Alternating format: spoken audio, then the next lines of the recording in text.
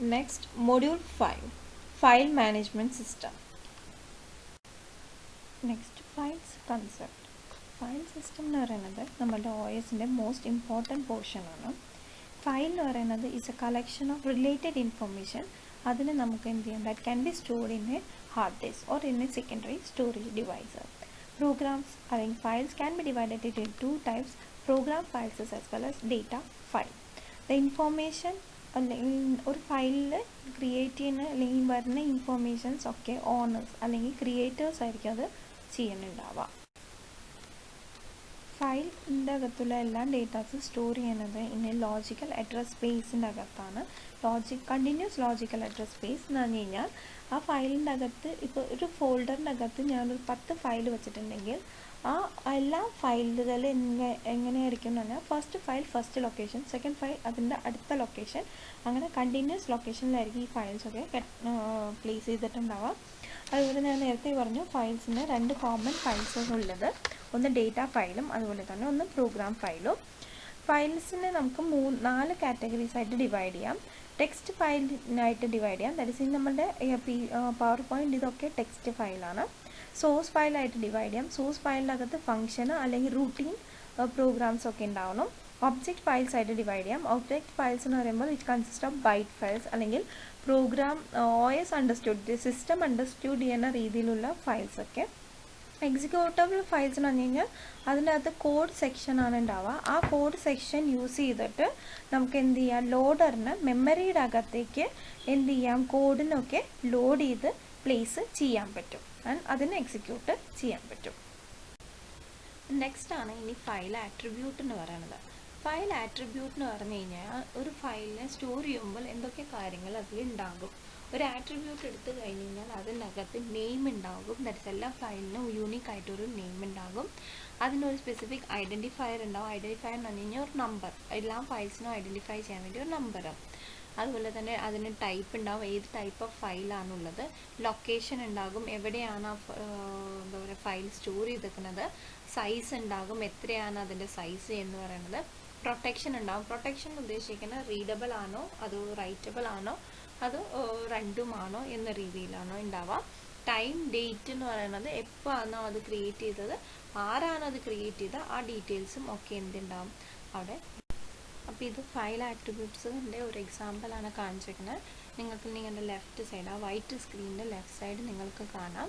അവിടെ എന്തുണ്ട്, ഒരു പവർ പോയിൻ്റ് ഉണ്ട്. That is module 1.ppt, module 2.ppt, module 3.1.ppt, module 3.2.ppt, module 4.ppt. അപ്പോൾ അതൊക്കെ എന്താണ്, മോഡ്യൂൾസിൻ്റെ നെയിമാണ്.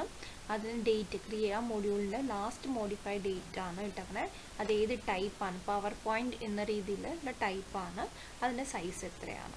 ഇത്ര കാര്യങ്ങൾ നമുക്ക് ഡിസ്പ്ലേ കാണാൻ പറ്റുള്ളൂ. പക്ഷേ അതിൻ്റെ പ്രോപ്പർട്ടീസ് എടുത്തു കഴിഞ്ഞ് കഴിഞ്ഞാൽ നമുക്ക് അതിൻ്റെ ഡീറ്റെയിൽഡ് ആയിട്ട് എന്ത് ചെയ്യാം, കാണാൻ പറ്റും. പ്രോപ്പർട്ടീസിൻ്റെ അകത്ത് നമുക്ക് കണ്ടാൽ അറിയാം നമുക്ക് എന്തൊക്കെയുണ്ട്. ടൈപ്പ് ഉണ്ട്, ടൈപ്പ് ഓഫ് ദ ഫയൽ എന്താണ്, PPT Microsoft power point 97/2003 presentation എന്ന രീതിക്കാണ്. അതിൻ്റെ ലൊക്കേഷൻ എവിടെയാണ് പറഞ്ഞിട്ടുണ്ട്, സൈസ് പറഞ്ഞിട്ടുണ്ട്, ഡിസ്കിൻ്റെ അകത്ത് സേവ് ചെയ്യുന്ന സൈസ് എത്രയാണെന്ന് പറഞ്ഞിട്ടുണ്ട്, അത് ക്രിയേറ്റ് ചെയ്ത സമയം, അതിനെ മോഡിഫൈ ചെയ്ത സമയം, അതിനെ ആക്സസ് ചെയ്ത സമയമുണ്ട്. അതിൽ ഏറ്റവും താഴെ ഒരു ആട്രിബ്യൂട്ട് എന്ന് പറഞ്ഞിട്ടുണ്ട്. ആ ആട്രിബ്യൂട്ടിൽ അഡ്വാൻസ് ഉണ്ട്. അത് ഉദ്ദേശിക്കുന്നത് നമുക്ക് പ്രൊട്ടക്ഷൻ മോഡ് സെറ്റ് ചെയ്യാം. റീഡ് ഓൺലി, റൈറ്റ് ഓൺലി, അതുപോലെ തന്നെ ഹിഡൻ ഓർ എക്സിക്യൂട്ടബിൾ എന്ന രീതിയിലൊക്കെ നമുക്ക് എന്ത് ചെയ്യാം, പ്രൊട്ടക്ഷൻ സെറ്റ് ചെയ്യാം. അതിൽ നമുക്ക് പറ്റും. ഓക്കെ, നെക്സ്റ്റ് ആണ് ഫയൽ ഓപ്പറേഷൻ. ഒരു ഫയലിനെ ഇംപ്ലിമെൻറ്റ് ചെയ്യാൻ വേണ്ടി അതിൻ്റെ കയ്യിൽ 6 ഡിഫറെൻറ്റ് ടൈപ്സ് ഓഫ് ഓപ്പറേഷൻസ് ആണുള്ളത്. ഫസ്റ്റ് ഓപ്പറേഷൻ എന്ന് പറയുന്നത് create an operation. We can create A new file. അത് വേണമെങ്കിൽ ടെക്സ്റ്റ് എഡിറ്റർ യൂസ് ചെയ്ത് ടെക്സ്റ്റ് ഫയൽ ക്രിയേറ്റ് ചെയ്യാം, വേർഡ് പ്രോസസ്സർ യൂസ് ചെയ്ത് വേർഡ് ഫയൽ ക്രിയേറ്റ് ചെയ്യാം, ഇമേജ് എഡിറ്റേഴ്സ് യൂസ് ചെയ്ത് ഇമേജ് ഫയൽസ് ക്രിയേറ്റ് ചെയ്യാം.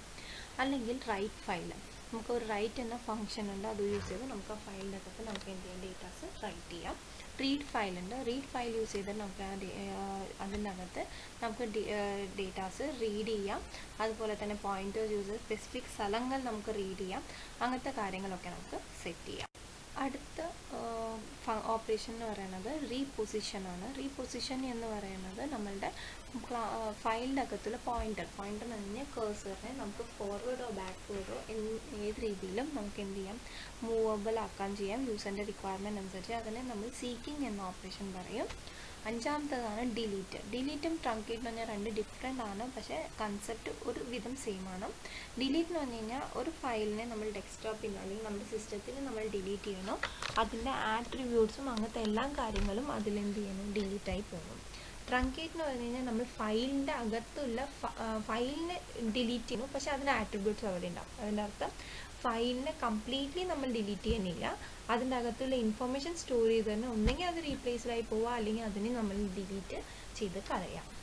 അപ്പോൾ നെക്സ്റ്റ് ആണ് ഫയൽ ടൈപ്പ് എന്ന് പറയുന്നത്. ഫയൽ ടൈപ്പ് എന്ന് പറയുമ്പോൾ അതിന് രണ്ട് രീതിയിലാണുള്ളത്. ഒന്ന്, ഒരു നെയിമിനെ, ഒരു ഫയലിൻ്റെ പേരിനെ രണ്ടായിട്ട് ഡിവൈഡ് ചെയ്തേക്കാണ്, നെയിം അതുപോലെ തന്നെ എക്സ്റ്റൻഷൻ. ഫയലിൻ്റെ നെയിം ഡോട്ട് എക്സ്റ്റൻഷൻ എന്ന രീതിയിൽ. ആ ഡോട്ടിനെ നമ്മൾ പീരിയഡ് ഓപ്പറേറ്റർ എന്ന് പറയും. റൈറ്റ് സൈഡ് നിങ്ങൾക്ക് കാണാം, ഞാനൊരു എക്സാമ്പിൾ എഴുതിയിട്ടുണ്ട്, മൊഡ്യൂൾ 4.doc. മൊഡ്യൂൾ 4 എന്ന് പറയുന്നത് ക്ലാസ്സിൻ്റെ പേര് അല്ലെങ്കിൽ ഫയലിൻ്റെ പേരാണ്. ഡോക്ക് എന്ന് പറയുന്നത് എക്സ്റ്റൻഷനുമാണ്. ഡോട്ട് എന്ന് പറയുന്നത് സെപ്പറേറ്റർ ആയിട്ടാണ് നമ്മൾ പറയുന്നത്. ഈ സ്ലൈഡിൽ ഞാൻ കാണിച്ചിരുന്നത് പല രീതിയിലുള്ള ടൈപ്പ് എക്സ്റ്റൻഷൻസ് ആണ്. എക്സിക്യൂട്ടബിൾ ഫയൽ ടൈപ്പ് ആണെങ്കിൽ അതിന് EXE ആയും COM ആയിട്ടും BIN ആയിട്ടൊക്കെ അതിൻ്റെ എക്സ്റ്റൻഷൻ ഉണ്ടാകും. ഒബ്ജക്റ്റ് ആണെങ്കിൽ OBJ ആയിട്ട് ലോ ആയിട്ടുള്ള എക്സ്റ്റൻഷൻ. സോഴ്സ് ഫയൽ ആണെങ്കിൽ C, നിങ്ങൾക്കറിയാം C പ്രോഗ്രാം നിങ്ങൾ സേവ് ചെയ്യണമെങ്കിൽ C ആയിട്ടായിരിക്കും. ജാവ ആണെങ്കിൽ .java ആയിട്ട്, HTML ആണെങ്കിൽ .html ആയിട്ടൊക്കെയാണ്. അപ്പോൾ അതിന് ഡിപ്പെൻഡ് ചെയ്തിരിക്കും. ബാച്ച് ഫയൽ എന്ന് പറഞ്ഞു കഴിഞ്ഞാൽ നമ്മുടെ വേർഡിൽ നിന്ന് കമാൻഡ് ഇൻ്റർപ്രറ്റേഴ്സിന് യൂസ് ചെയ്യാൻ വേണ്ടിയുള്ളതാണ്. അതിന് .bat എന്നൊരു എക്സ്റ്റൻഷനാണ് യൂസ് ചെയ്യണം. ടെക്സ്റ്റ് അല്ലെങ്കിൽ വേഡ് പ്രോസസ്സറിനും ഒക്കെ ഇങ്ങനത്തെ TXT ടെക്സ്റ്റ്, ഡോക്ക് അല്ലെങ്കിൽ PPT അങ്ങനത്തെ കാര്യങ്ങളൊക്കെ ഉണ്ടാവും. ലൈബ്രറിയിലാണെങ്കിൽ LIB ഒക്കെയാണ്. പ്രിൻ്റൊക്കെ ചെയ്യുന്നത് കാര്യങ്ങൾ GIF, PS ഒക്കെയാണ് നമ്മൾ വരുന്നത്. ആർക്കേസിനൊക്കെ നമ്മൾ സിബ് ഫയൽസ് ഒക്കെയാണ് നമ്മൾ പറയുന്നത്. ഇതെല്ലാം നിങ്ങൾ നോക്കണമെന്നില്ല, ഞാൻ ജസ്റ്റ് ഒന്ന് എഴുതി വെച്ചുള്ളൂ.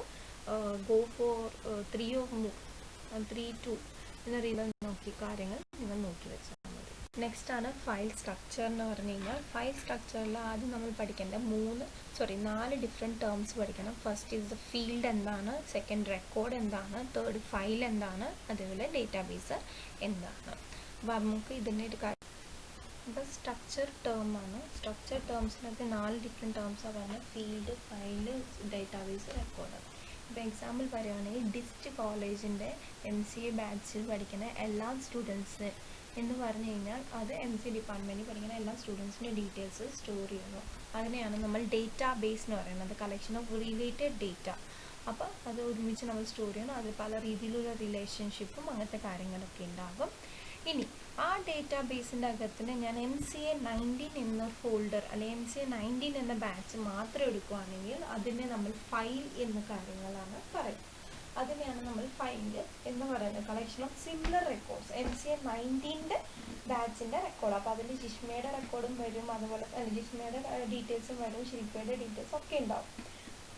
ഇനി അതിൻ്റെ അകത്ത് ഞാൻ ജിഷ്മയുടെ ഡീറ്റെയിൽസ് മാത്രം എടുക്കുകയാണെങ്കിൽ, ജിഷ്മയുടെ address, age, phone number, email ID ഒക്കെ എടുക്കുകയാണെങ്കിൽ അതിന് മാത്രം നമ്മൾ പറയുന്ന പേരാണ് റെക്കോർഡ് എന്ന് പറയുന്നത്.